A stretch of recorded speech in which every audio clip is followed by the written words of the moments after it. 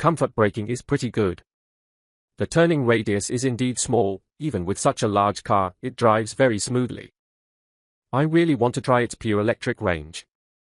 The car's quietness is also quite good. It also supports crab mode. You have to find the most challenging section, there's no room for adjustment, so the road conditions are extremely extreme. Now, we've experienced the static aspects of the Huawei V9. In this video, we'll talk about its dynamic experience. A 5.359-meter MPV, is it agile enough to drive and has good passability? This video will discuss this in detail. Hey, switch to pure electric priority mode.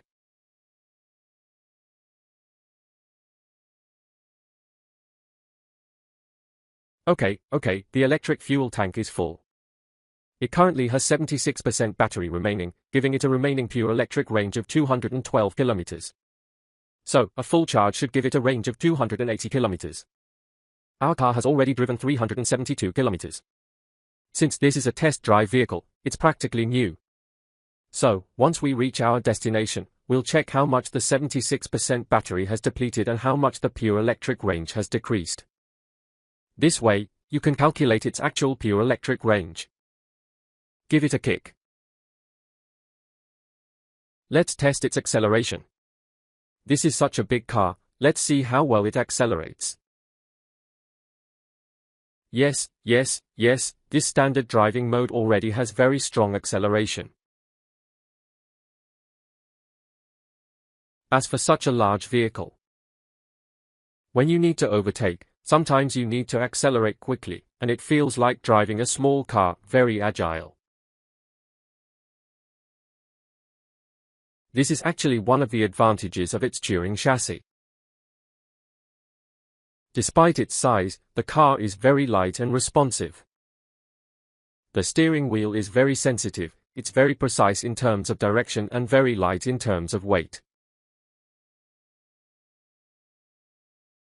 So, when steering or accelerating quickly to change lanes, it's very comfortable to operate. You feel confident when you're turning the wheel. Another advantage is its quick acceleration. For such a large car, quick acceleration makes overtaking much safer. So, this is my impression of the Zhijie V9 so far.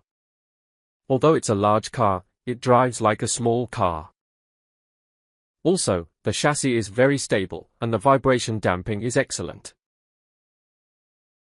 For MPVs, especially for families like ours in Beijing where each family only has one license plate and can only buy one car, if I'm driving this car myself, I also want to enjoy the driving experience.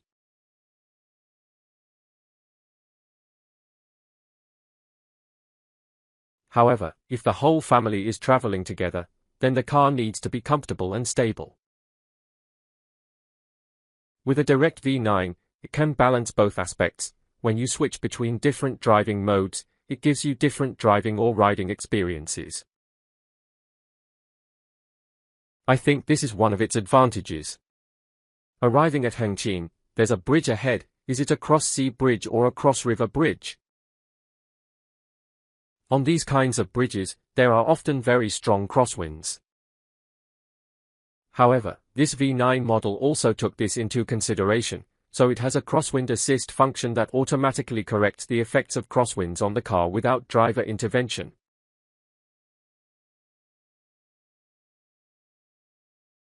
For a place like Shenzhen, especially a southern coastal city frequently hit by typhoons, I think this function is very necessary.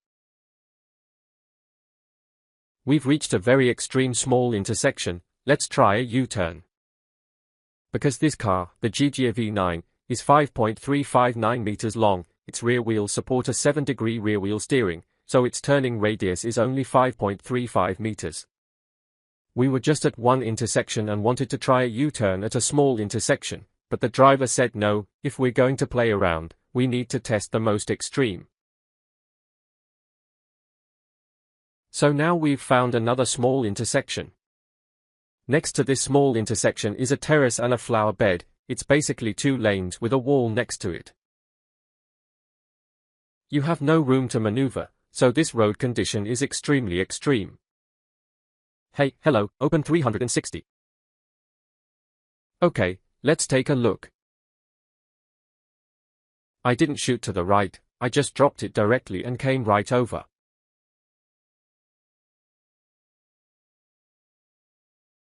So tell me, isn't this 5.359 meter long and large MMPV exaggerated?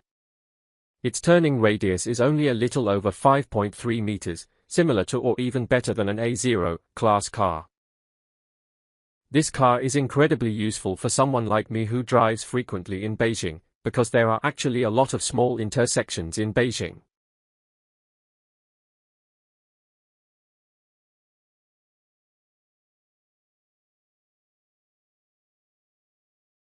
His comfortable braking was pretty good. The car is very stable when parking, which is especially helpful for families with children, particularly those prone to motion sickness.